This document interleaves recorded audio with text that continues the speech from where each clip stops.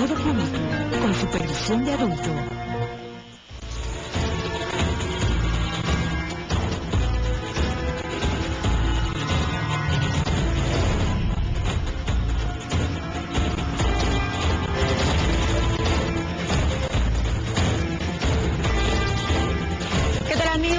Buenas noches y bienvenidos este lunes, como siempre, un programa en vivo y en directo de Ecuador TV, La Pieza Clave.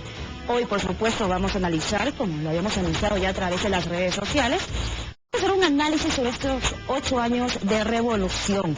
Para muchos, el Ecuador renace como un estado de soberanía, de dignidad, como una institución. Para las voces opositoras, lo ven como un gobierno caudillista, populista. Sin embargo, hemos nosotros abierto varias aristas sobre los puntos más destacados, que siendo opositores o no del gobierno, debemos nosotros hacer referencia porque tenemos resultados además estadísticos. Es por eso que tenemos a dos importantes invitados esta noche. Con nosotros se encuentra Doris Solís, quien es secretaria ejecutiva de Alianza País, que nos acompaña esta noche para hacer este análisis. Bienvenida, muchísimas gracias una vez más a La Pieza Clave. Y también está con nosotros Pavel Muñoz, secretario nacional de Planificación. Muy buenas noches, bienvenido. Durante esta semana varios medios de comunicación han hecho también análisis sobre lo que se ha dado cronológicamente, históricamente, cómo se ha representado estos 8 años, desde el 2007 hasta el 2015 de la Revolución Ciudadana. Antes de empezar a hacer este análisis, ¿cuál sería, con qué frase se podría determinar esta gestión gubernamental?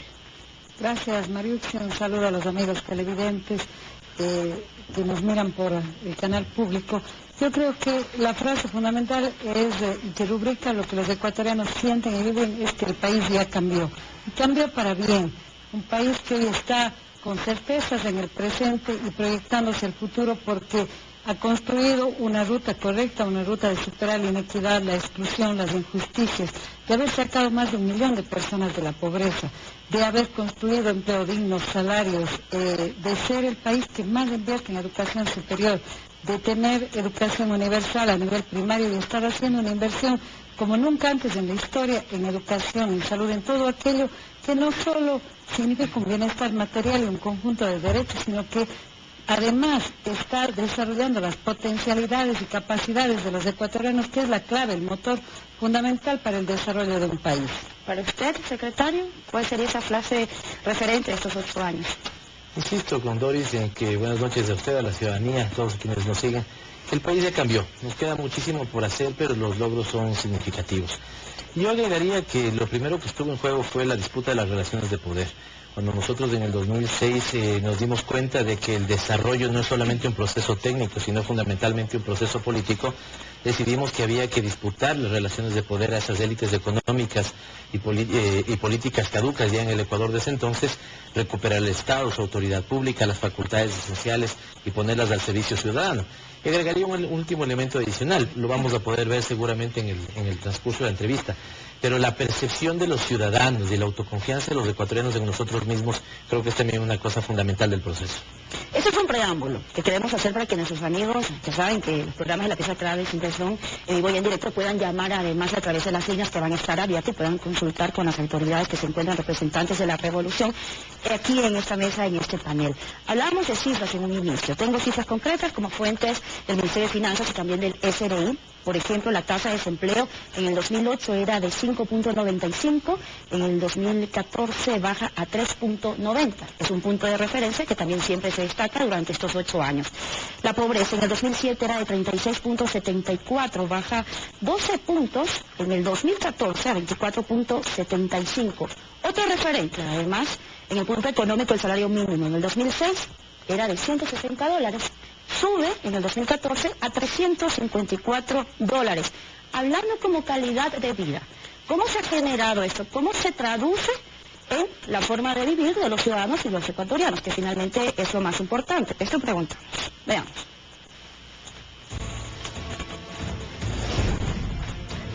Durante estos 8 años de gobierno, ¿usted ha mejorado su calidad de vida? Sí. Porque tenemos mucha más estabilidad en todo el país. Hay mejores oportunidades y todo eso. En realidad que el poder adquisitivo ha sido muy notorio y ha mejorado. No ha cambiado nada. Sí. ¿Por qué?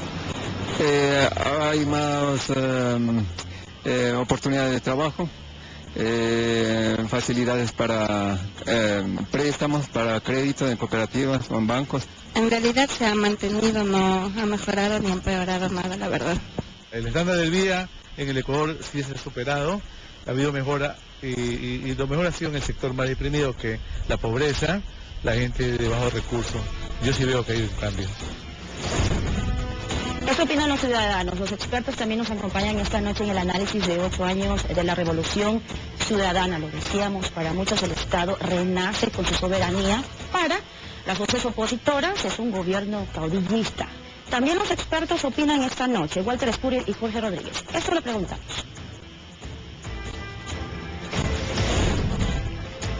¿Cuáles han sido los beneficios económicos para el país con la renegociación de la deuda externa, los contratos petroleros y empresas telefónicas? La renegociación de la deuda significó que los bonos global, que estaban calculados con una tasa promedio del 12%, 12.5%, prácticamente lo desaparezcamos en un 75%. Pudimos hacer una negociación con el asesoramiento de entes financieros internacionales que hizo que logremos un descuento del 75%, lo que significó alrededor de 3.200 millones de dólares. En el caso de las telefónicas y las petroleras, el beneficio ha sido que el Estado pasa a tener, en el caso de las telefónicas, más ingresos por la existencia de esa operación. En el caso del petróleo, más rentas de la producción petrolera. Muchísimas gracias por esa participación. Le vuelvo y le planteo la pregunta a usted. ¿Se ha mejorado realmente la calidad de vida de los ecuatorianos durante estos 8 años? Un minuto. Por supuesto que sí. Yo diría que además de haber dinamizado el empleo, el crecimiento del país, hemos dinamizado el empleo con salarios de calidad, con condiciones de vida adecuadas. Veamos el ejemplo de las empleadas domésticas.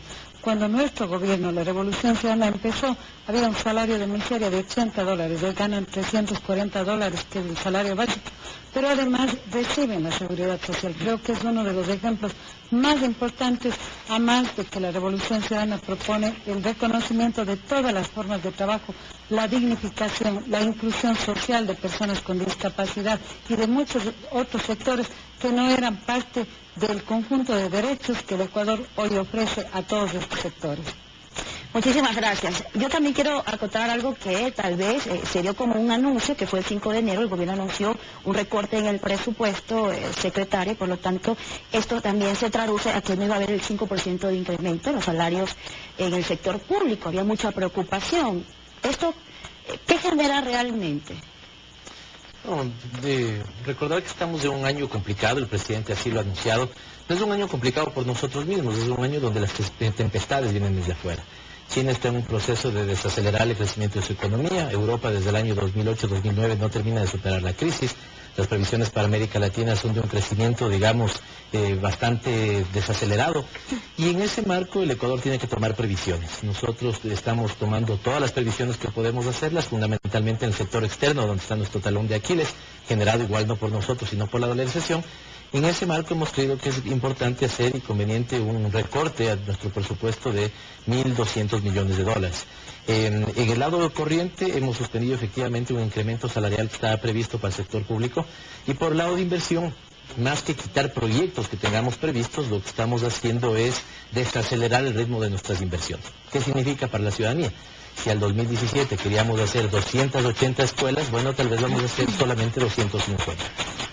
También viene otro tema que se habla cuando las personas, entre familiares, entre amigos, entre empresarios, economistas, se toca este tema económico durante estos 8 años de Revolución Ciudadana, sobre todo los opositores. Se dicen, bueno, China se convierte en el mayor acreedor externo del Ecuador. Hace poco estuvieron en Beijing el presidente, se lograron suscribir 5 convenios importantes que sumaban un poco más de $7.000 millones. ¿Esto qué representa? ¿Cuál sería la deuda que se tiene con China realmente?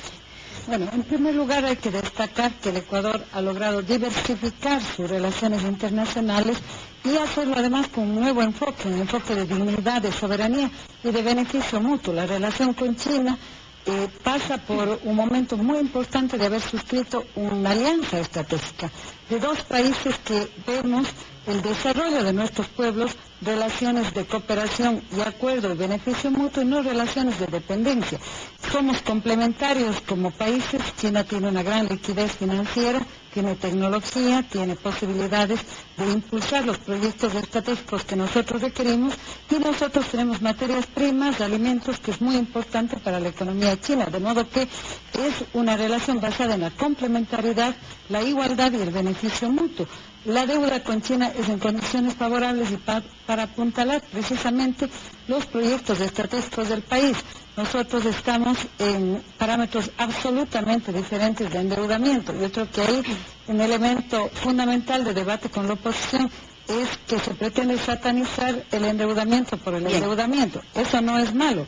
Es necesario analizar para qué el endeudamiento, en qué condiciones y si se hipoteca o no la soberanía, cosa que no ocurre ahora. Eso es lo importante, porque hay que marcar una diferenciación. Cuando existe una dependencia con un gobierno imperialista, como son los Estados Unidos, que para muchos, cuando existe esta correlación, existe también una intervención en la política interna de los países dependientes, no así con China, que la única garantía sería el petróleo. Estas garantías, estos convenios que se han alcanzado en Beijing con China, que ya vienen desde el 2009 realmente, suman un poco más de 10.000 millones de dólares en convenios, muestra un poquito la confianza de la política interna que se vive en el Ecuador ahora. Quisiera, María, orientar esto en el sentido de cuánto pesa hoy la deuda respecto al total de nuestra economía. Y quisiera valerme de dos gráficos, del uno porque se le preguntaba a Walter Spurrier, ¿no? No sé si la cámara me ayuda, pero fijémonos cómo en el año 2006 nosotros destinamos 2.180 millones de dólares al pago de la deuda externa y solamente 1.900.000 a la inversión social. Cuando nosotros hacemos la renegociación más exitosa de la deuda externa para algunos analistas, nosotros destinamos al pago de la deuda externa en el 2013 1.900 millones de dólares y a la inversión social 8.800 millones de dólares. O el otro gráfico que quiero mostrar, hace poco, ¿no es cierto?, el ex candidato banquero decía de la relación que tenemos de el peso de la deuda respecto al total de nuestro Producto Interno Bruto. Cuando en el gobierno de Magua, ¿no es cierto?, el 85% de la deuda es lo que pesaba respecto a nuestro Producto Interno Bruto, y hoy solamente el 30%, ahí el análisis, ¿no es cierto?, ya no se hace respecto de cuál es nuestro prestamista. En ese momento, como usted decía, gran injerencia de los Estados Unidos. Hoy hemos diversificado las fuentes de financiamiento y hoy gente confía en el desarrollo del país. Perfecto, estamos teniendo dentro del set un reloj de tiempo de 1 minuto porque sabemos que hay que abordar varios temas. Muchísimas gracias por su colaboración, esto lo habíamos hablado antes. De hecho, también tenemos llamadas en vivo, tenemos a Roberto que nos está llamando esta noche. ¿Qué tal, Roberto? Muy buenas noches, cuéntenos su inquietud. Adelante. ¿Cómo estamos, chicos de aquí del foro? Miren, hay que recalcar una cosa. Creo que tienen que verse en el trabajo de la calle. Y me refiero a esto porque yo soy de los que camino en la ciudad y veo las mejorías. Y evidentemente todo el mundo está con plata en los bolsillos, con carros nuevos, con casas nuevas, con muchos mejores préstamos de parte del BIES, etcétera, seguridad social, etcétera. Sí, es una revolución económica meramente, pero tienen que ver unas cosas, que hay unos tropiezos y unas metidas de pata bastante tenaces de parte del gobierno. Que bueno, todo humano tiende a cometer errores, pero vamos a hacer hincapié esta vez en la parte educacional y mediática y cultural, porque no puede ser posible que nuestros muchachos se eduquen con una televisión chatarra, que es en el 80% de la televisión nacional, y la parte cultural. Tienen que tomar en cuenta un poquito más de eso, porque realmente necesitamos superar esa barrera. Muchísimas gracias, Roberto, por su intervención. Recordamos nuevamente también para quienes participan en vivo a través de las llamadas tienen 1 minuto. ¿Alguien quisiera responder o aportar algo? Sí, yo creo que lo que ha dicho el amigo televidente es muy importante. Se ha hecho mucho, pero indudablemente queda mucho por hacer. No se han resuelto todos los problemas que el país tiene, pues son herencia de muchísimos años de desgobierno, de élites irresponsables, de gobiernos excluyentes, pero creo que lo importante es reconocer que estamos en el camino correcto. Por supuesto que nos hemos equivocado y hay cosas que debemos mejorar en la gestión, pero es fundamental que el pueblo ecuatoriano tenga la certeza de que estamos en el camino correcto y que tenemos que continuar por ese camino. Se ha tocado el tema de la televisión de mala calidad. Apenas tenemos medios públicos y medios comunitarios en menos de un 10%. Uno de los retos del país es precisamente a una televisión nacional, pública, comunitaria y privada de calidad, y para ello justamente existe la ley de comunicación, que ha sido una ley polémica pero fundamental para transformar este país. Muy bien, creo que hemos terminado, abordado varias... Quiero agregar solo un elemento rápidamente para poder... que me parece fundamental. Efectivamente, 51 de cada 100 ecuatorianos han mejorado su posición, y 21 de esos 51 han pasado a la clase media. Y Roberto señalaba una cosa fundamental: la clase media es un logro, pero también es un reto. Si no tenemos una clase media más consciente de su nivel de consumo, por ejemplo, un consumo nacional, ¿no es cierto? Por ejemplo, que ahorremos en cosas que son para nosotros baratas, como la electricidad o como el agua. La clase media entonces también va a ser un problema, digamos, ¿no? Ahí sí hay que trabajar en el tema cultural, efectivamente, que esas mejorías de la sociedad en su conjunto se vean reflejadas en un consumo más consciente, por señalar un ejemplo. Por eso es que con el cambio de matriz productiva nosotros decimos, ahí buscamos dos cosas: producir mejor y distinto, y consumir mejor y distinto. Muy bien, creo que hemos abordado así, finalmente hemos terminado el tema económico, el primer punto de varios que tenemos que analizar durante esta noche en la pieza clave. Y nosotros lo finalizamos con esta frase: el progreso y el desarrollo son imposibles si uno sigue haciendo las cosas tal como siempre las ha hecho.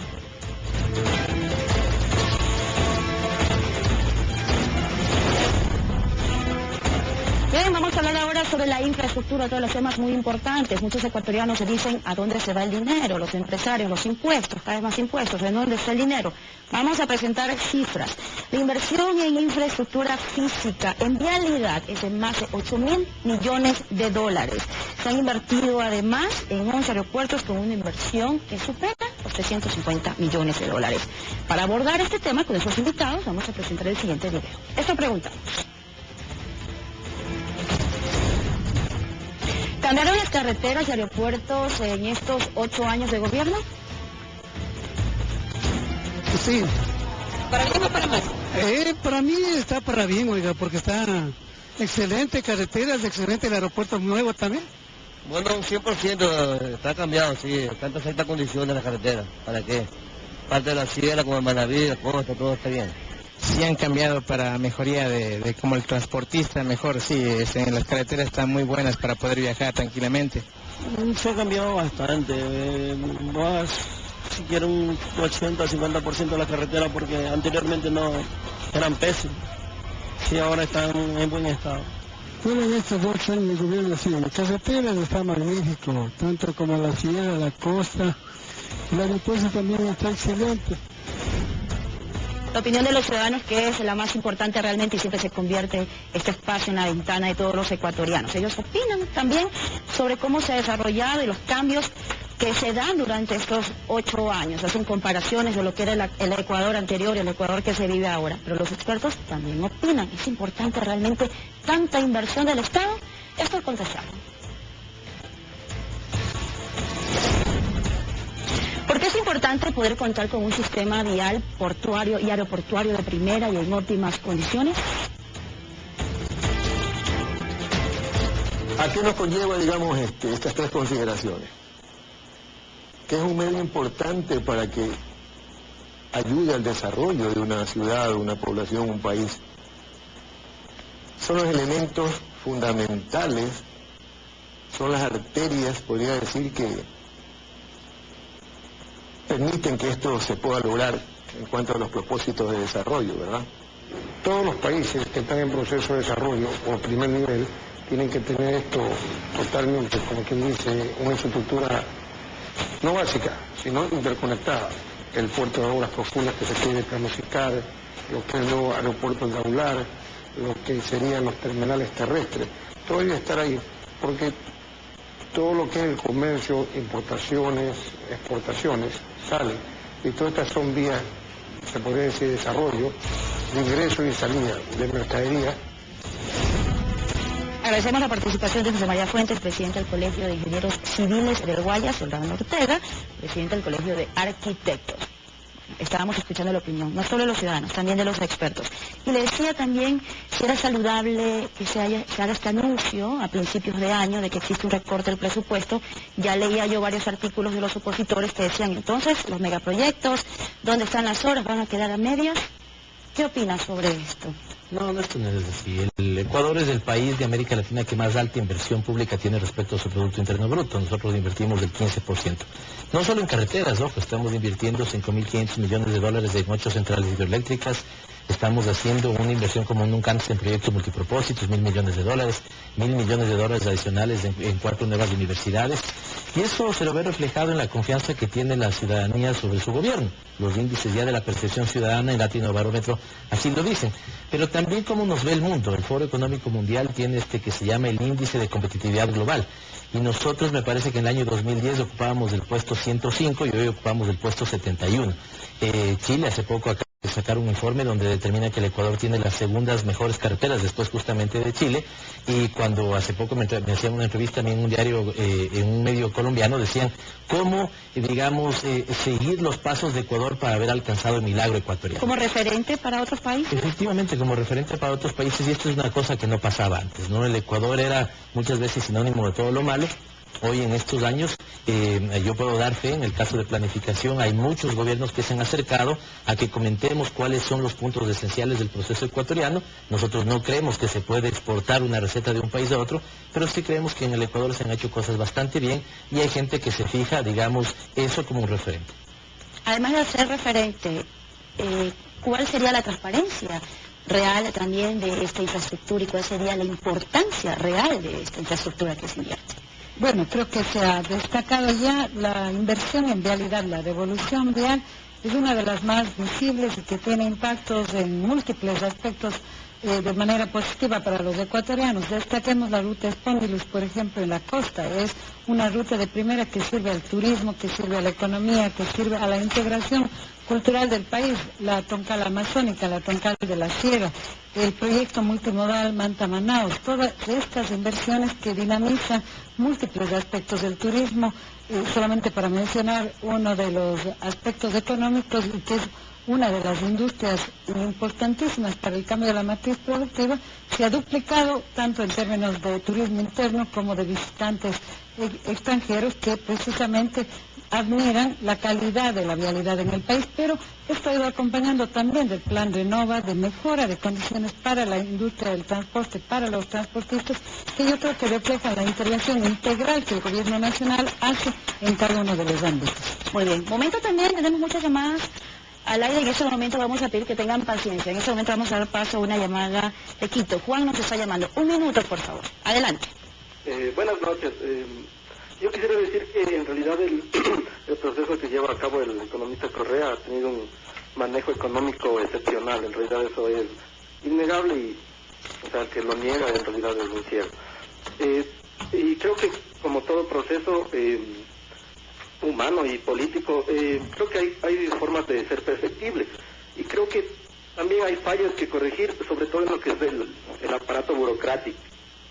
Yo he tenido la oportunidad de trabajar en el sector público y he podido detectar que hay fallas burocráticas bastante...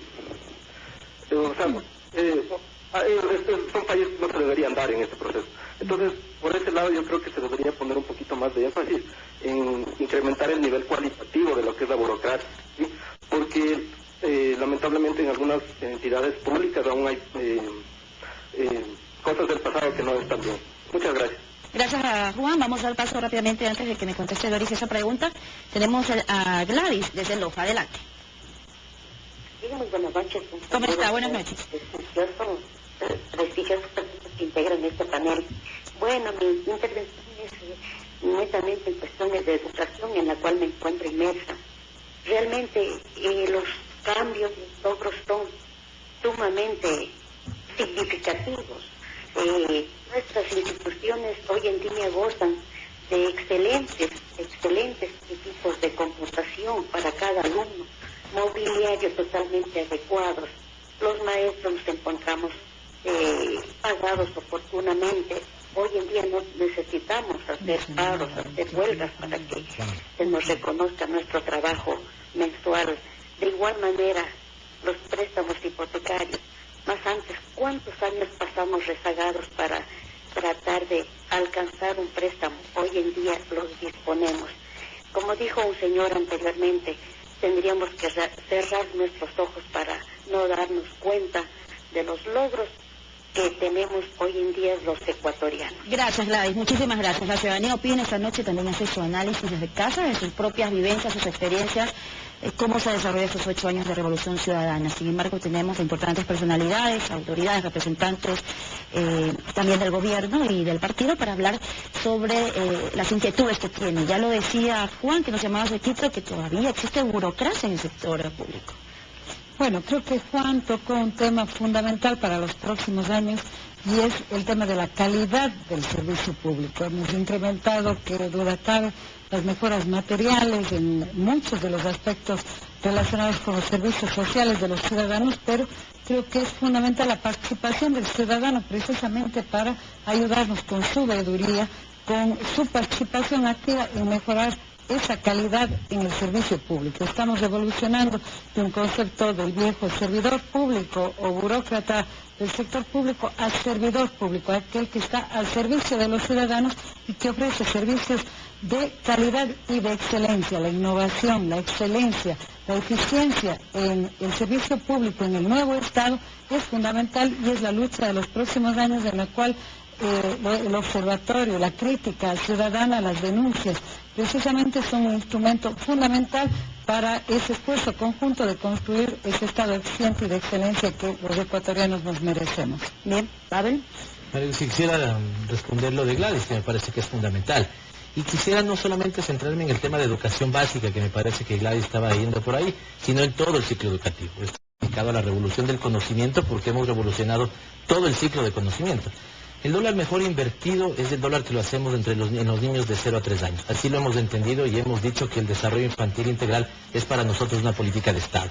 Luego hemos universalizado como nunca antes la educación superior, la educación básica. Ya no hay diferencias entre un niño que puede venir de una población afroecuatoriana y un niño mestizo. Todos acceden por igual a la escuela. Mejoras significativas en calidad. Veamos el último estudio de UNESCO y el Ecuador está siempre entre los 4 primeros países que mejoran su calidad en distintos temas. Y llegado a la educación superior tenemos en este momento la inversión más alta de América Latina, el 1.12% de nuestro Producto Interno Bruto dedicado a la educación superior y el tema de la innovación, ciencia y tecnología. Este es un tema central. Así que no hemos atacado solamente por el lado de los más pequeños, no hemos atacado por el lado de la educación básica, hemos atacado la educación en su conjunto. Cuando se decía que cometíamos un error con la gratuidad de la educación superior, lo que nos dimos cuenta es que había gente que estaba fuera del sistema, no por falta de capacidades, sino por falta de recursos. Hoy los ecuatorianos están formándose adecuadamente, de ahí que tengamos más de 10.000 compatriotas, estudiantes, haciendo sus estudios de pregrado o posgrado en las mejores universidades del mundo y vendrán a administrar un país ya absolutamente distinto. Perfecto, más adelante tenemos también ese tema de la educación, vamos a abordar salud, seguridad, así que vamos de a poco nosotros también analizando cada una de las inquietudes y de los datos que tenemos aquí, sobre todo de la información que tienen nuestros invitados. Hemos cerrado el tema de la infraestructura y lo cerramos con la siguiente frase.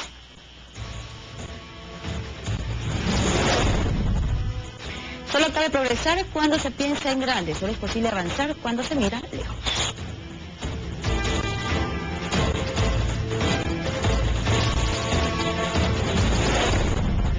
Bien, regresamos. Hemos abordado economía, hemos abordado infraestructura, ustedes ya lo mencionaron, los megaproyectos, que también son muy importantes. Por ejemplo, son 193 millones en 6 megaproyectos que se van a realizar hasta el 2014. Uno de ellos, el Coca-Cola Sinclair, que debería estar listo ya en enero del 2016, tiene una inversión de 1.970 millones de dólares. Esto con el fin de disminuir la importación de energía. ¿Cuán importante es realizar e invertir tanto dinero en megaproyectos? Nosotros lo vamos a analizar con nuestros invitados, pero antes vamos a presentar el siguiente video que ha preparado la producción. Esta pregunta. ¿Por qué se considera indispensable la construcción de megaproyectos como las centrales hidroeléctricas? Estos proyectos son indispensables, ya que el país está apuntando al cambio de la matriz energética. Adicionalmente, va a ser el primer país a nivel mundial que va a contar con una matriz energética que basa su producción en el 93% de energía hidráulica, es decir, estamos aprovechando el agua de los ríos para generar energía eléctrica. Es así como los sectores, dentro de los sectores estratégicos, las instituciones estamos trabajando de manera coordinada para lograr un desarrollo sostenido a nivel de país, planificar nuestros recursos hídricos y a su vez ponerlos al servicio de la comunidad ecuatoriana, como en este caso, desarrollando megaproyectos de energía. Muchísimas gracias a Carlos Bernal. Vamos con el próximo video y vamos a analizar el punto de los megaproyectos, su importancia, sus beneficios con nuestros invitados.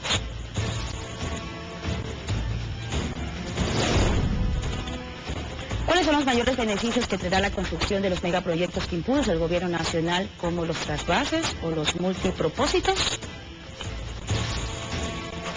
El gobierno nacional, dentro del Plan Nacional del Buen Vivir, ha priorizado proyectos que han estado históricamente olvidados en todo el país. Actualmente estamos haciendo realidad proyectos que han sido relegados por más de 40 años. Todos los trasvases, todos los proyectos de control de inundaciones y los que servirán en un futuro inmediato para riego y para abastecer al consumo humano de los pobladores, buscan resolver equitativamente la dotación de agua a los pobladores del país y de esta manera también hacer posible, aparte de la matriz productiva, la matriz productiva en el Ecuador. Megaproyectos para dotación de agua, para consumo, para energía, para riego, para evitar inundaciones. ¿Parte de los beneficios? Bueno, yo creo que se trata de transformar la matriz energética del país, la matriz productiva, y de poder sustentar y poner las bases de un desarrollo sostenible. Tenemos ventajosamente recursos hidroeléctricos muy importantes que nos permitirán que hacia el 2016, por ejemplo, más del 90% de la energía que tengamos los ecuatorianos vendrá de fuentes de energía renovable. Cojamos el ejemplo del tema del gas. Nosotros en este momento tenemos un gas subsidiado del cual el 80% compramos de fuera, es decir, importamos. Eso es ineficiente para el país. Pero si ahora con los grandes proyectos hidroeléctricos vamos a tener energía barata para nosotros, podemos muy bien hacer la transición hacia el subsidio en electricidad. Por ello el proyecto, por ejemplo, de las cocinas de inducción es un proyecto muy importante para salir de un subsidio ineficiente, de un recurso importado como es el gas, a un recurso como la energía eléctrica que vamos a tener en disponibilidad suficiente para un modelo más sostenible para el país. Son proyectos realmente ambiciosos, estos megaproyectos, pero ¿realmente van a generar los beneficios que se esperan? Sí, totalmente.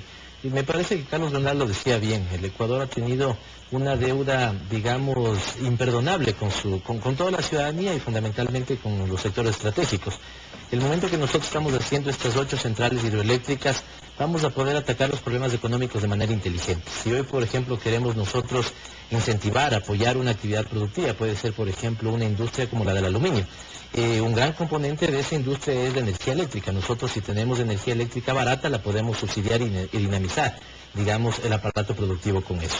Hemos hecho, por ejemplo, una mezcla. Hoy estamos utilizando biocombustibles, un tema de etanol, y con eso hacemos la mezcla en una gasolina. Hemos mejorado de manera significativamente, ¿no es cierto?, la calidad de una gasolina basado en etanol, digamos, con un componente de mezcla de etanol en la ciudad de Guayaquil. Nos ha dado grandes resultados. Hoy vamos a hacer eso a nivel nacional y vamos a disminuir las importaciones nuevamente de derivados de combustible. Así que, como decía Doris, estas son medidas inteligentes para atacar el problema de los subsidios. Tradicionalmente se ha dicho que el Ecuador tenía el problema de los subsidios y que no se han enfrentado. Nosotros no lo vamos a enfrentar vía paquetazo económico a los sectores populares, sino que lo vamos a hacer de manera inteligente con proyectos estratégicos como los que estamos invirtiendo. Y que están esperándose algunos ya por concluir, y que estamos esperando todos los ecuatorianos realmente esos resultados de los que mucho hablamos. Uno de los más importantes, Coca-Cola Sinclair, Sopladora, Toachipilatón, Mazar Dudas. Nosotros tenemos más llamadas en vivo. Vamos a darle paso a Israel, que nos llama desde Quito. Adelante, Israel, tiene 1 minuto, adelante. Israel, escuchamos. Buenas noches. ¿Aló? Buenas noches. La escuchamos. En primer lugar, quisiera agradecerles por la oportunidad y decir que la Revolución Ciudadana realmente ha hecho cambios drásticos en el país, y parte de eso es la confianza que la ciudadanía ha adquirido con el gobierno. Ya no son cosas distintas la clase política y, digamos, la clase trabajadora. Y basándome en esto y en el sinergismo que debería existir entre la ciudadanía y el gobierno, quisiera hacer una sugerencia para la educación superior, en donde todavía hay muchas diferencias, los recientes casos lo han demostrado. Universidad Católica, Universidad Central, diferencias entre los estudiantes. Pienso que los estudiantes son los más indicados para hablar sobre la realidad de la educación superior, porque son quienes la viven. Por eso yo quisiera sugerir que se cree desde los estudiantes el Observatorio de Calidad de la Educación Superior para el Ecuador. Muchísimas gracias, Israel. Muy buena propuesta, bueno, el crear un observatorio para los estudiantes. Nosotros vamos a abordar, lo dijimos más adelante también, el tema de la educación, así que queda pendiente para poder responder sobre esta propuesta. Quiero recordarles a ustedes que estamos también a través de las redes sociales, a través del Twitter de Ecuador TV, a través también de mi Twitter, también de esos invitados, estamos siguiendo las opiniones. Más adelante les voy a trasladar sus inquietudes, lo que se está escribiendo en el Twitter. Vamos a otra llamada. Julio, ¿qué tal? ¿Cómo está Julio? Buenas noches, gracias por participar. Tiene un minuto, por favor. Buenas noches. Primero agradecer por toda la información que nos están compartiendo. Tengo una duda y es saber cuál es el interés del préstamo que nos han hecho de China, ¿no? ¿Cuál es el interés? Y ver si podemos hacer un comparativo de cuál ha sido el interés que recibíamos los préstamos antes del Fondo Monetario Internacional o del Banco Mundial antes de este gobierno, un poco para tener conciencia y claridad pues de la diferencia del interés en estos préstamos, ¿no? Esa es mi pregunta. Gracias, Julio. Interesante pregunta, secretario. Estoy revisando en mis notas para ver si le doy el dato preciso y no cometer ningún error. Se lo voy a confirmar el dato de la tasa a la que se nos ha hecho el crédito de 1.500 millones, que es un crédito que viene para apuntalar parte de nuestro plan de inversiones. El tema de la comparación no es fácil, digamos, porque hay condiciones de endeudamiento distintas, ¿no? ¿Cambian las condiciones? Cambian las condiciones porque, digamos, una cosa es cuando nos endeudamos a 5 años, a 10 años, a 15, a 25 años, y esto es, digamos, no se puede comparar un crédito si este no está dado en condiciones similares, y muchas veces las condiciones, aun cuando sea el mismo tiempo, el mismo plazo en el que nos endeudemos, las condiciones del país en un determinado año cambian, pueden variar.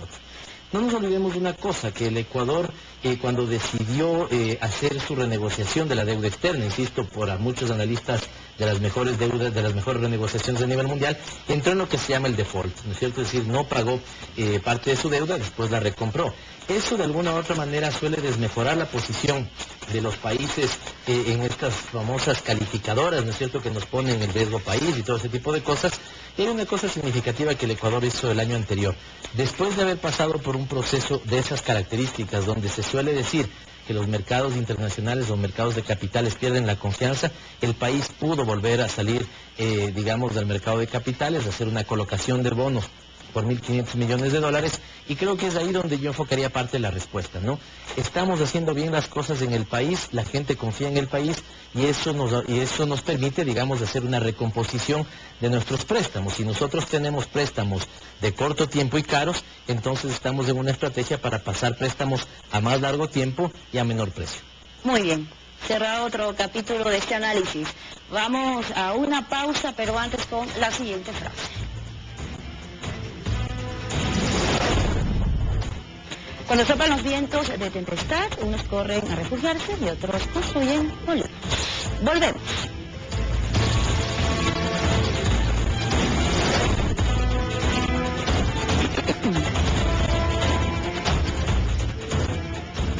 Regresamos de regreso con temas que seguramente a todos los ecuatorianos también le interesan. Vamos a hablar de salud, vamos a hablar de educación, de seguridad, para que estén preparados, puedan llamar. Recuerden que las líneas están abiertas, está el hashtag también con el cual el Twitter del canal está interactuando con ustedes, replicando sus tweets, así que vamos a estar atentos. Tengo unos tweets para leer también aquí al aire. Iniciamos con salud.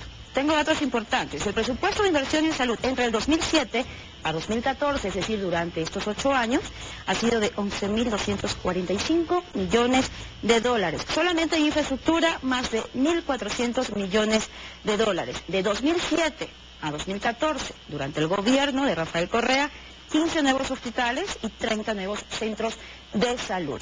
Preguntamos a la ciudadanía qué piensa sobre el servicio que se da. Esto a contestar. ¿Ha mejorado la salud pública en estos 8 años de gobierno?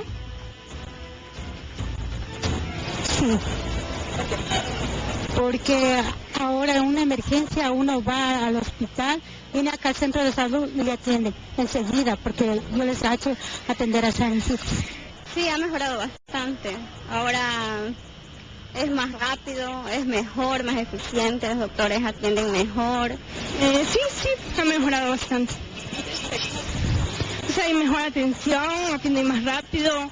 Bueno, sí, efectivamente, de estos 8 años han habido cambios trascendentales en lo que respecta a la salud. Es motivante saber que se han creado más hospitales, se le está dando más asistencia a las zonas rurales, urbanas. Bueno, existen cambios, la ciudadanía lo dice. Por ejemplo, antes del 2007 en citas médicas eran 16 millones. Luego, el 2007, suman a más de 40 millones de citas médicas atendidas. ¿Qué se puede decir sobre el servicio que se ha dado durante estos 8 años? ¿Cómo ha cambiado realmente? Yo creo que definitivamente una de las revoluciones más visibles es la revolución social aplicada en salud, en educación, en vivienda, en deporte.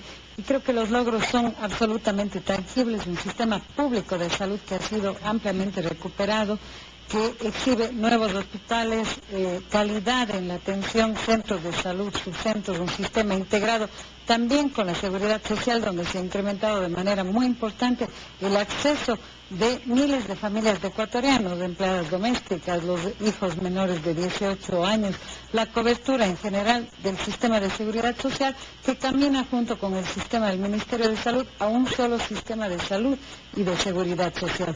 Pero además de esto se reflejan indicadores como que en el país hemos disminuido la desnutrición, tenemos oportunidades para el tratamiento de una serie de problemáticas como trasplantes, como normativa, por ejemplo, para mejorar la alimentación de los ecuatorianos que previene enfermedades. Ya no estamos hablando solamente de medicina curativa, estamos hablando de medicina preventiva, programas de deporte, programas de vida sana, que es un conjunto de una intervención integral donde por supuesto todavía nos toca muchísimo por recorrer. Recordemos de dónde salimos.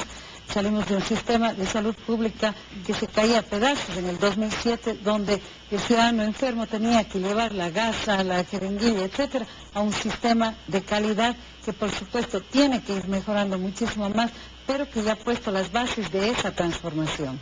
Y que no va aislado, además, como lo decía, va con todo este sistema integral, por ejemplo, en educación, muy importante la prevención, no es curar, es prevenir. Sin embargo, muchos aún se siguen quejando del servicio que se está dando, pese a que las cifras dicen otra cosa. Por ejemplo, la cobertura del IES creció 3.34 veces, de 2.6 millones a 8.7 millones de afiliados al IES. Además, 2 hospitales públicos en el país recibieron reconocimientos internacionales. Estamos hablando de Francisco Icaza Bustamante y también de Ivorio Panchana por el servicio que se está dando. ¿Cómo se puede traducir este servicio en un beneficio y en un crecimiento en el país? Porque antes se hablaba de que lo importante para el desarrollo de un país era la economía, ahora se habla de la salud, como base principal en esa pirámide. Yo creo, Mariuxi, que esta última parte de la intervención de Doris, su pregunta, hacen un buen giro, porque si no da la sensación que todo fuera cuestión de inversión, ¿no es cierto? Que hemos tenido más inversión y que simplemente el hecho de tener más plata hace que un país mejore. Lo que ha sido fundamental son cambios también en política pública y cambios normativos, ¿no? En política pública, por ejemplo, ya lo decía Doris, el no solamente creer que debemos apostar por un sistema de salud curativo, sino preventivo, mejora significativamente. Cambios que son fundamentales que a ratos la ciudadanía podría no percibir, los temas territoriales. Un señor en la nota, en el video, decía, hoy hay mejores atenciones en el sector rural. Es porque hemos creído, ¿no es cierto?, que bajo la figura de distritos y circuitos, que son, digamos, figuras territoriales que nos permiten un mejor manejo más óptimo de la inversión pública, estamos llegando a más sectores y a más población para atender. Permítame la cámara, tal vez si me ayuda con esto, es un tema fundamental. A esa cámara, y aquí, Mariuxi, aprovecho para decir una cosa que usted decía. Usted señaló que en el periodo de gobierno hemos caído 12 puntos, la pobreza. El dato actualizado es que hemos caído 3 puntos adicionales. El dato que usted daba es a diciembre del 2013. ¿Son 15 puntos entonces? En total son 15 puntos, efectivamente. Y esto es fundamental y lo que yo quería mostrar es esto de aquí, ¿no? Fijémonos cómo cayó entre el 2007 y el 2014 la pobreza urbana. Pasó del 24 al 16%. Pero veamos la cifra significativa de la caída en la pobreza rural. Pasó del 61% al 35%. Esto significa que detrás, insisto, no solamente es un tema de más inversión, son cambios institucionales, son cambios de política pública y también normativos. No dejemos de recordar los logros fundamentales de la Constitución de Montecristi. En Montecristi se dijo, los derechos no son favores, todos tenemos derecho universal y gratuito a la salud y a la educación, y eso se ve reflejado hoy en las cifras. Vamos a dar paso, ¿qué tal?, a las llamadas en vivo. Todos también quieren participar. Gracias, siempre hemos sido un programa muy gusto, pero sobre todo participativo, porque lo importante es que la ciudadanía refleje sus opiniones, conocer qué es lo que sucede y que las autoridades también lo conozcan. Vamos a dar paso a Rafael, que nos llama desde Quito. Adelante, Rafael, tiene un minuto. Gracias por llamar. Buenas noches. Adelante, Rafael. Buenas noches. Efectivamente, primero saludar por el programa. Sí, buenas noches. Saludarles, felicitarles por el programa. Y no se está tomando en cuenta algo muy importante que quisiera recalcar, que es lo grande que se ha logrado en la autoestima del pueblo ecuatoriano y la imagen hacia el exterior de un nuevo país. Eso es un cambio fundamental, donde ahora nosotros tenemos otra forma de que nos miren desde otros países del mundo. Pero le voy a hablar desde los trabajadores autónomos, los artistas ecuatorianos, los artistas que no tienen un salario fijo, los artistas que no tienen un desahucio, no tienen seguro social y que no están sujetos a un patrono. Es decir, me preocupa mucho el asunto del seguro social, el código orgánico laboral, que vale la pena que se lo considere en este programa y en futuras ocasiones. Muchísimas gracias, Rafael, por su opinión. Muy importante lo que acota. Me dice que tenemos un dato que queremos en este momento yo quisiera compartir. Nuevamente, si me ayuda con la cámara, ¿no es cierto? Lo de Rafael me parece que es fundamental, yo lo decía al inicio, ¿no es cierto? El cambio de la percepción de los ecuatorianos sobre los servicios, sobre el gobierno, sobre nosotros mismos. Estoy haciendo referencia a una encuesta que se llama Latinobarómetro. Esta encuesta se hace en todos los países de América Latina y se le pregunta a la gente, ¿qué cree la gente? No es del gobierno, no son datos de nuestra estadística, sino es la percepción ciudadana. Por ejemplo, tomo 3 ejemplos. La gente cree que el gobierno, digamos, el gobierno lo hace, gobierna para el pueblo, maneja el poder para el pueblo. ¿Qué responden? El 28% es del promedio latinoamericano. Los ecuatorianos creemos del 62% que nuestro gobierno está destinado a las tareas y a los mandatos del pueblo. Satisfacción con la democracia, ¿no? El 39% promedio latinoamericano, en Ecuador el 59%, el segundo país en América Latina. En el primer caso somos del primer país. Y por ejemplo esto, ¿no es cierto? Justicia redistributiva. Mientras el 25% promedio de los latinoamericanos creen que en sus países hay justicia redistributiva, en el Ecuador el 58% cree que estamos avanzando a justicia redistributiva. Perfecto. Sí que hay un gran cambio, digamos, en la percepción de los ecuatorianos sobre su gobierno, las instituciones, la democracia y cómo está su condición de vida hoy y que puede mejorar a futuro. Vamos a dar paso a otra llamada desde Ibarra en esta ocasión. Carlos nos llama, muchísimas gracias, tiene un minuto. Adelante. Muchas gracias. Bien, felicitaciones primero al señor presidente de la República y al partido de Alianza País por todo lo que se ha hecho y lo que se viene haciendo, que me parece muy bien. Nosotros tenemos que apoyar, felicitar y unirnos a este gran esfuerzo, hacer país, porque este es un proyecto para el país de abajo, para los pobres. Pero doctora, a pesar de que se han logrado muchas cosas buenas y se dice que la pobreza se está eliminando, hay muchos sectores en los que esto no sucede. Un ejemplo, le pongo un ejemplo. El pequeño agricultor del país. El país es el 90% agrícola y si se preocupa el gobierno de mejorar la agricultura, obviamente nuestro país en su totalidad va a mejorar. Un ejemplo, la zona del Valle del Chota, gente pobre y que vive de la agricultura. ¿Qué se ha hecho por mejorar su nivel? Por mejorar su trabajo, que es la agricultura. No se hace absolutamente nada. Y así en muchas zonas y comunidades pobres de nuestro país. Muchísimas gracias, Carlos. Muchísimas gracias. Bueno, nos habla de que qué se está haciendo sobre estas comunidades pobres. ¿Existe realmente alguna deuda por cumplir 8 años? Pese a que suenan, que son muchos días, muchas semanas, muchos meses, realmente es poco para cambiar una estructura a la que estaba acostumbrada el Ecuador por gobiernos anteriores. ¿Qué se está haciendo? ¿Cuál es la deuda que falta por cumplir?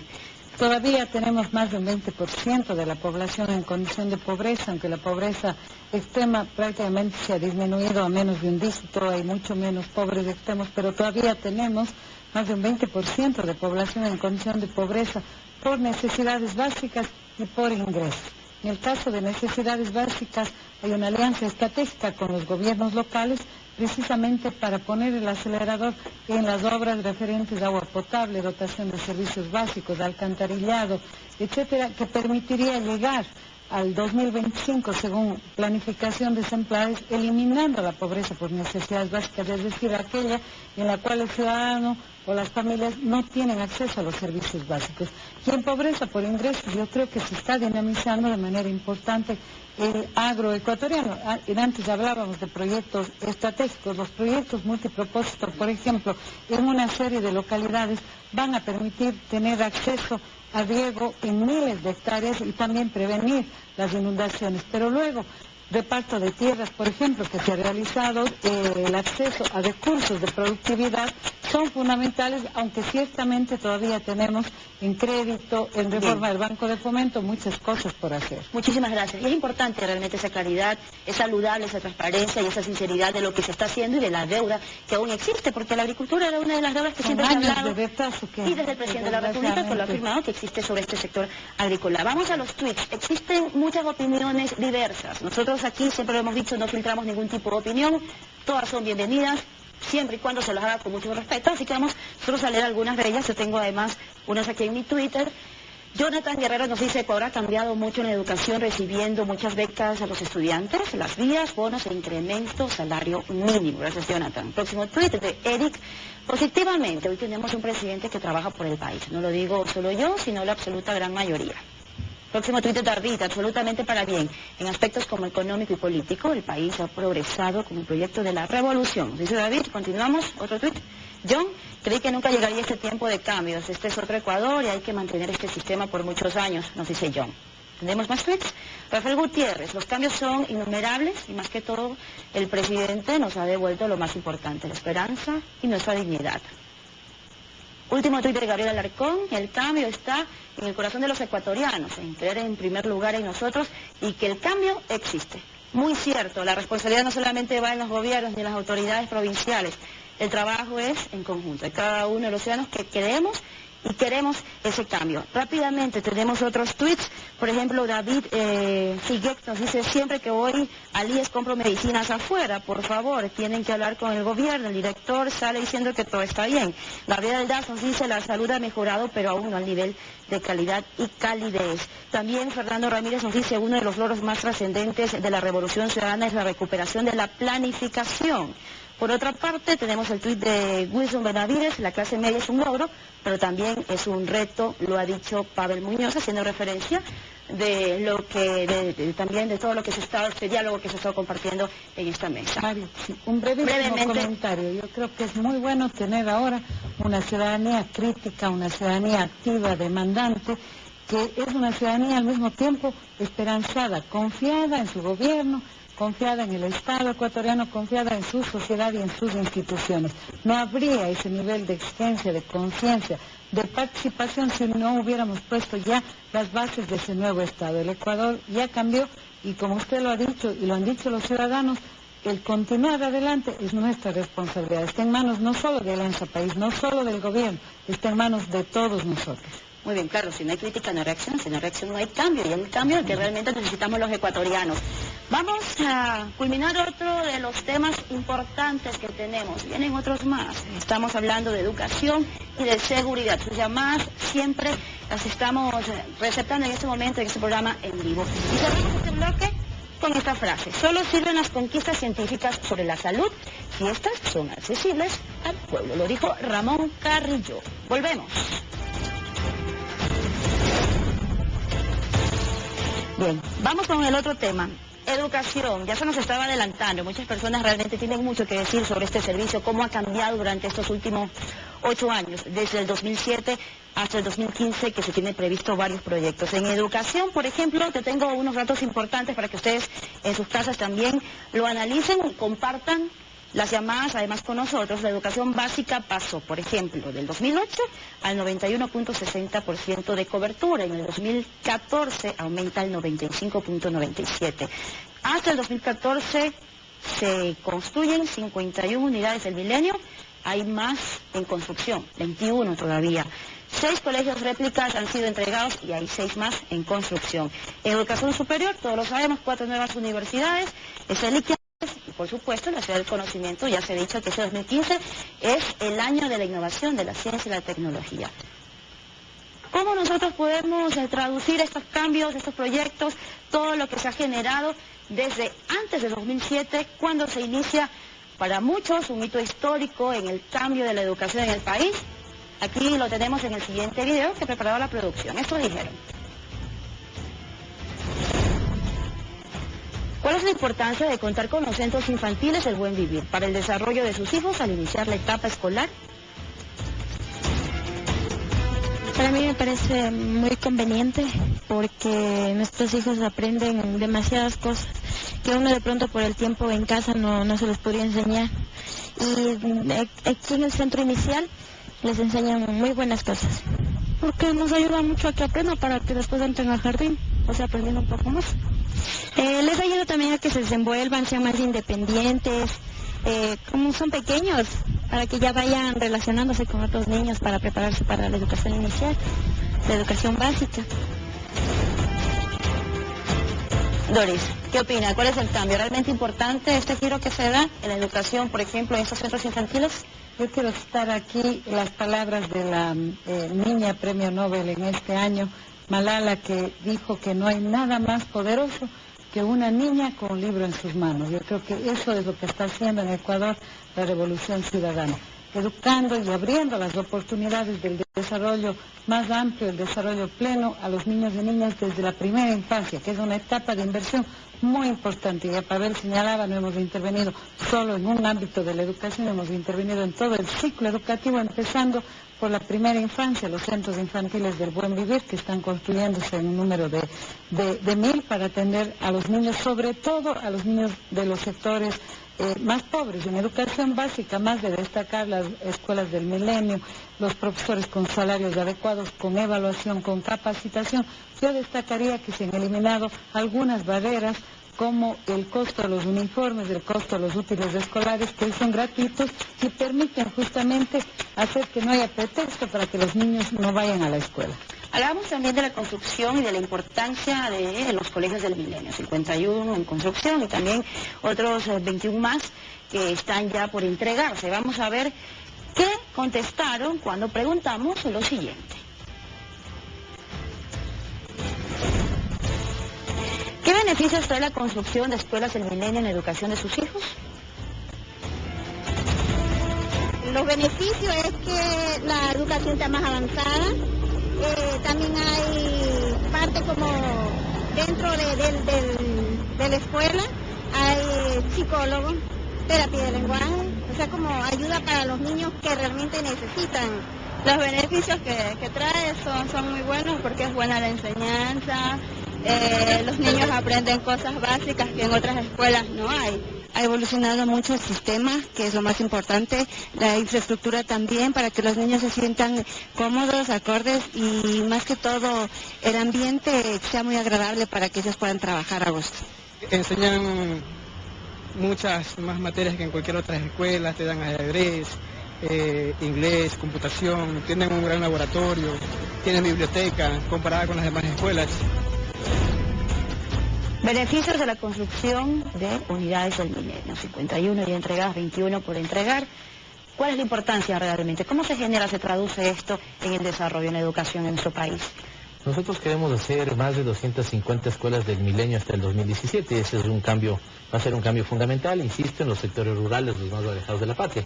Pero yo creo que la gente ha sido lo suficientemente clara para decir los beneficios. Yo quisiera dar esta respuesta con un comentario, un tuit que señalaba John, no recuerdo exactamente el apellido, y me parece que él hacía referencia a los cambios actuales respecto digamos, a la historia reciente del país.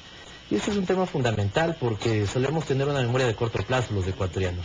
No nos olvidemos que entre el año 1996 y 2006, además de tener una gran inestabilidad, ningún presidente electo terminó su mandato, se había invertido prácticamente cero en materias fundamentales como la educación.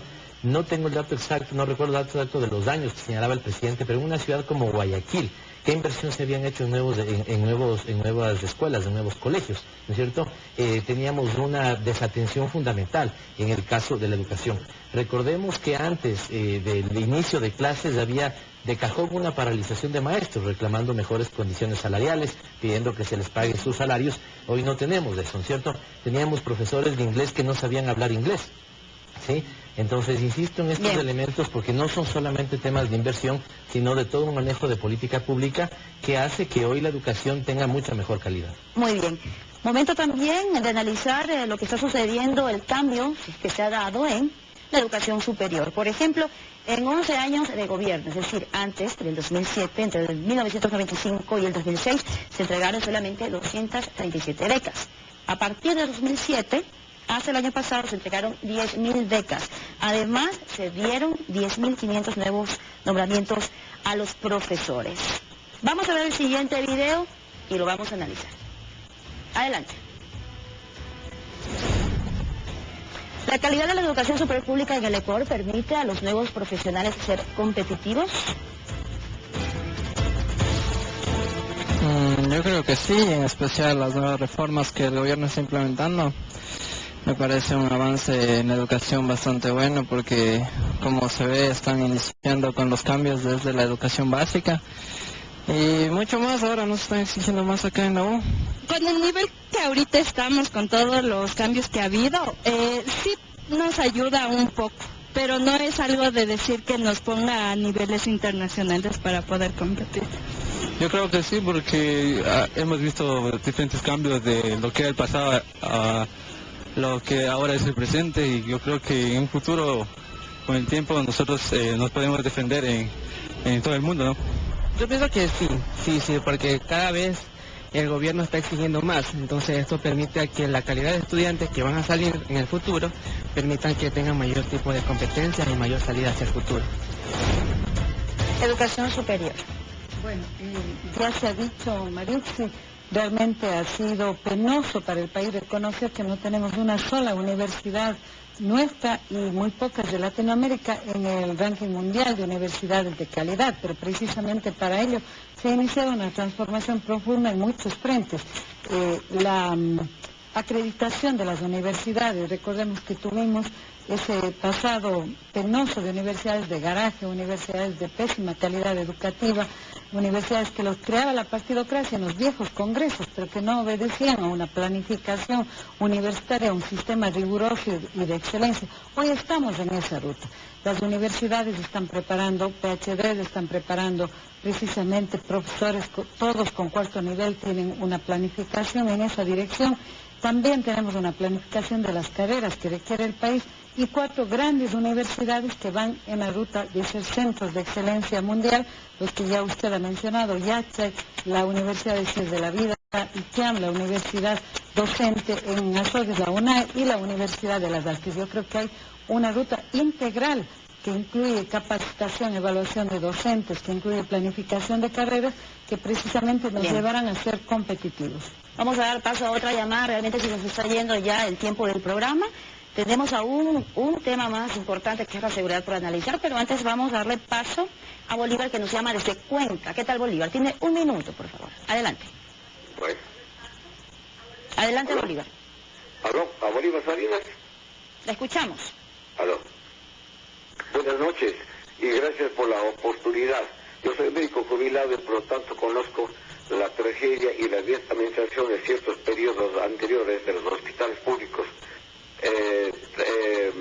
En cuanto a las universidades, también conozco muy de cerca que la Universidad Ecuatoriana tenía un camino hacia el elitismo. Era una universidad excluyente. Hoy en día todo ha mejorado, los hospitales tienen una mejor calidad de atención y calidad humana. En cuanto a la educación, y cabe decir los grandes logros que se han obtenido. Por lo tanto, yo creo que la revolución está cumpliendo con todas las exigencias y necesidades biopsicosociales de la comunidad ecuatoriana. Es, por tanto, obligación, hablo por mi persona, cuidar esa revolución para que continúe el avance. Tal vez yo diría que el Ecuador no ha cambiado totalmente, pero está en un alto nivel de cambio, por lo tanto, hay que apoyar la revolución para que ese cambio Muchísimas gracias, Bolívar, por su intervención. Tenemos otra llamada. Muchísimas gracias, Bolívar. Realmente interesante su intervención. Desde Guaranda, Araceli. ¿Cómo está, Araceli? Tiene un minuto, por favor. Muchas gracias por la oportunidad.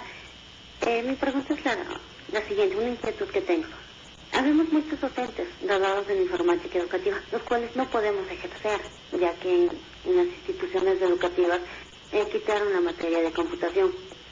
Antes se podía ejercer en las escuelas y en el básico lo que se daba computación básica, avanzada, intermedia y avanzada. Y en cambio ahora ya no. Habemos muchos compañeros de esta rama que estamos en la casa sin poder trabajar, ya que en otros trabajos nos piden experiencia, se puede decir en un trabajo público para asistente o yo pues asesor o para trabajar en algo público. Pero imagínense, si queremos ejercer nuestra carrera de docente, nos hace demasiada falta que nos den campo, que nos den la oportunidad de ejercer nuestra carrera. Creo que nos hemos preparado años para poder ejercer algo que realmente nos gusta. Gracias. Bien, muchísimas gracias. ¿Alguien que quiera contar un poco más de lo que se ha dicho esta noche por los amigos que han intervenido a través de las llamadas? Bueno, recogemos estos elementos, los aportes. Yo creo que, como decía el amigo de Cuenca, efectivamente, el llamado nuestro es a que fortalezcamos y defendamos este proceso. Este proceso no le pertenece ya solamente a Alianza País, a la Revolución Ciudadana, les pertenece a cada uno de los ecuatorianos. Es fundamental que los ciudadanos se empoderen de este proceso de cambio y nos ayuden a seguirlo impulsando, desarrollando, con sus críticas, con sus opiniones. El tema de la materia de cómputo lo llevamos como una inquietud, en fin, pero se trata de que haya esta participación ciudadana que también está prevista en los consejos ciudadanos de cada uno de los ministerios para poder ir mejorando la política pública. Bien, momento de hacer una nueva pausa y regresamos con el último tema por analizar en estos 8 años de Revolución Ciudadana. Pausa y volvemos con la seguridad. Esperamos su participación. Regresamos.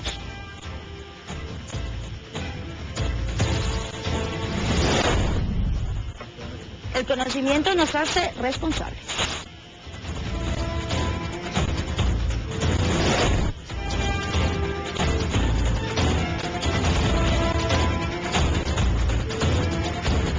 Regresamos. Prácticamente ya finalizando este programa hay un tema que no puede quedar en el aire ni tampoco pendiente. Estamos hablando de la seguridad.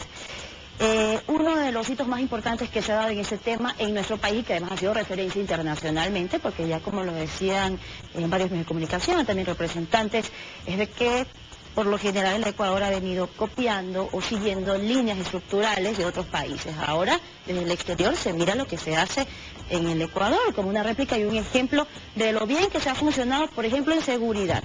En el 2012 se entregaron al Ecuador 5 sistemas integrados de seguridad ECU 911, en el 2013 3, en el 2014 7, en marzo, si no me equivoco, se entrega en Galápagos y con esto se completan 15 ECUs 911, completando el 100% de seguridad, con una inversión que supera los 260 millones de dólares. Estaba leyendo además a través de las redes sociales que el ministro del Interior está dando unos datos, de acuerdo a la rendición de cuentas que se estaba dando hace pocas horas, y el Ecuador, un dato muy importante, escuchen, el Ecuador se encuentra en 4º lugar de los 10 gobiernos con mayor aprobación en el manejo de la seguridad en América. ¿Qué nos dice esto?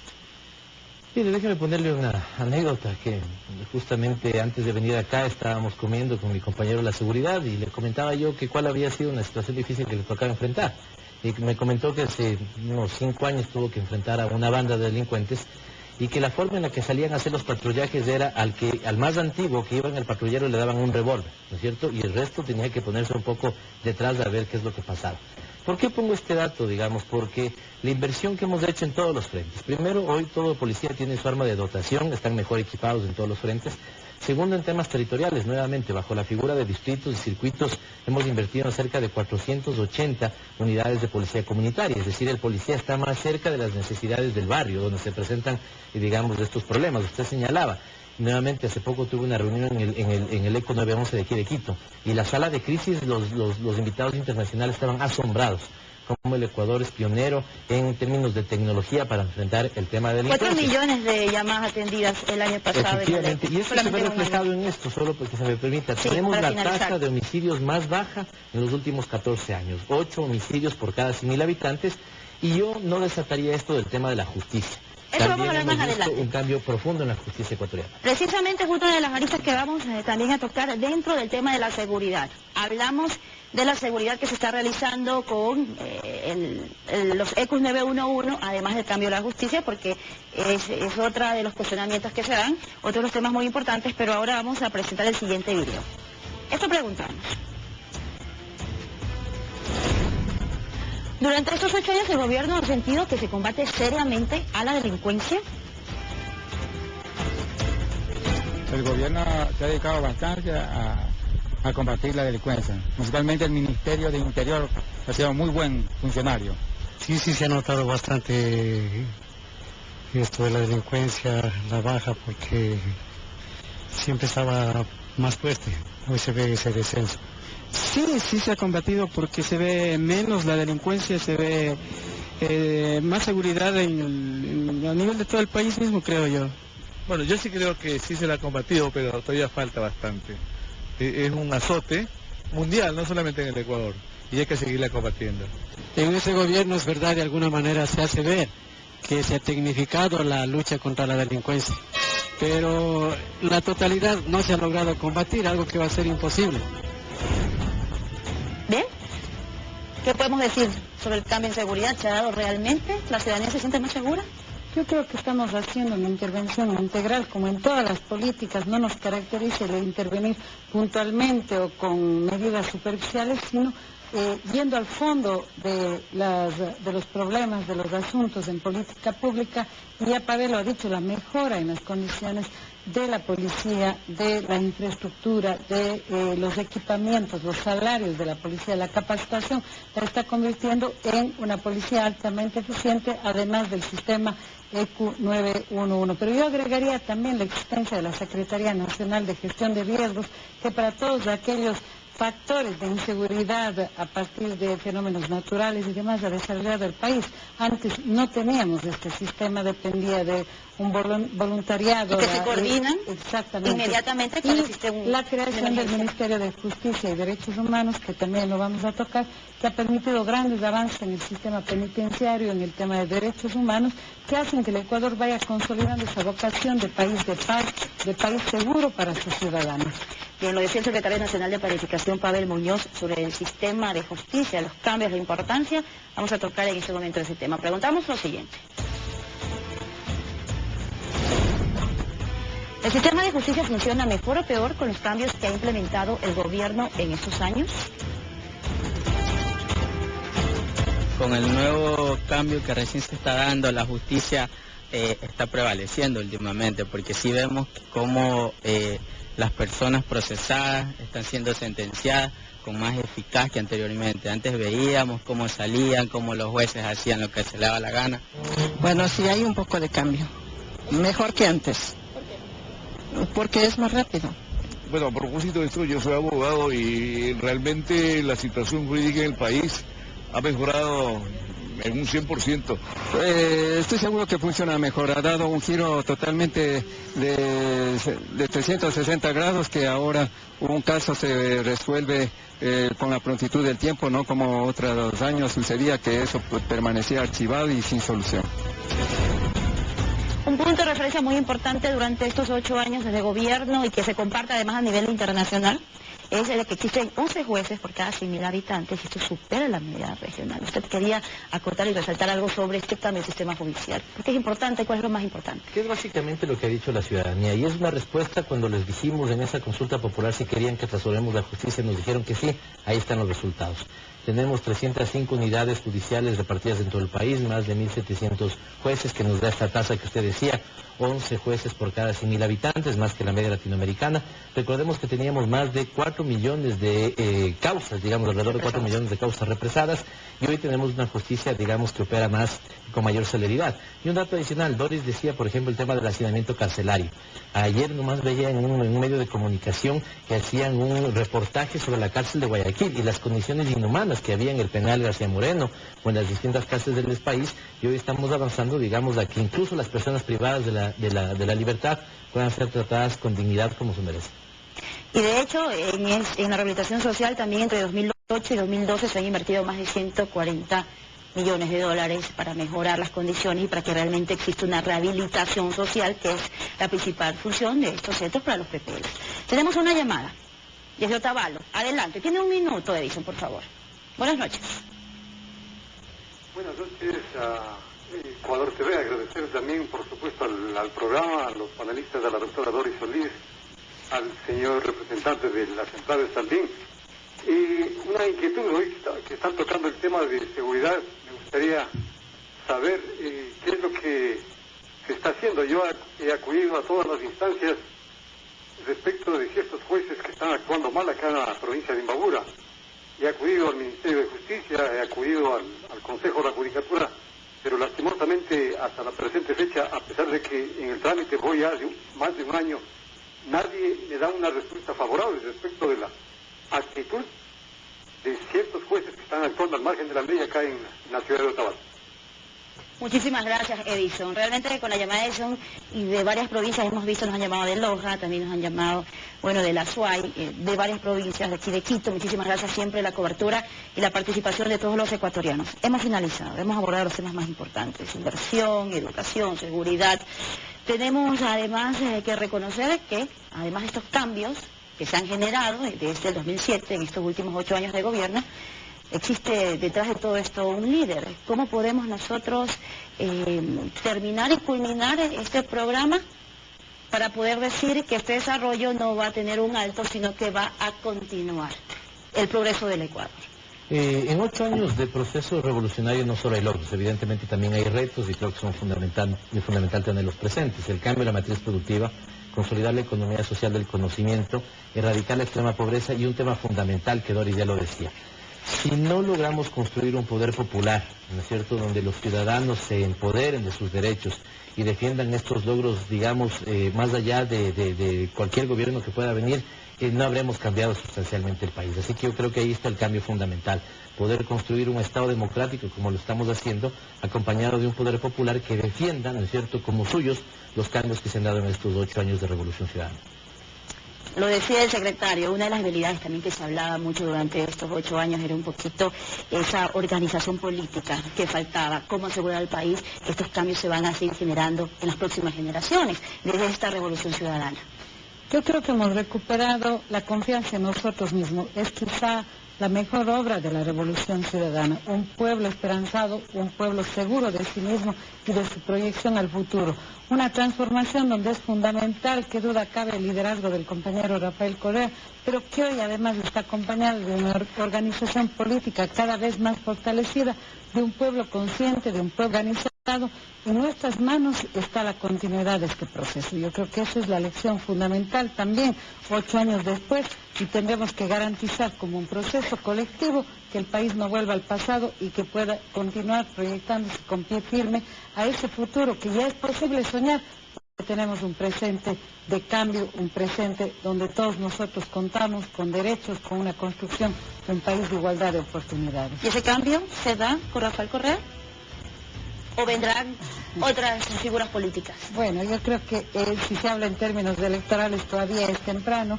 Ese cambio, por supuesto, con Rafael Correa, que ha dado ya tanto a la patria, pero también con todo una militancia, un conjunto de nuevos líderes y un pueblo organizado.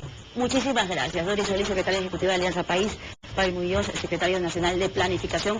A ustedes por su participación, por acompañarnos en este programa en vivo.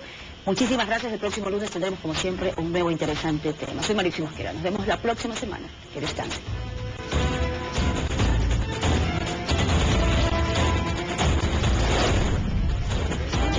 Un hombre con una idea es un loco hasta que triunfa, lo dijo Mark Twain.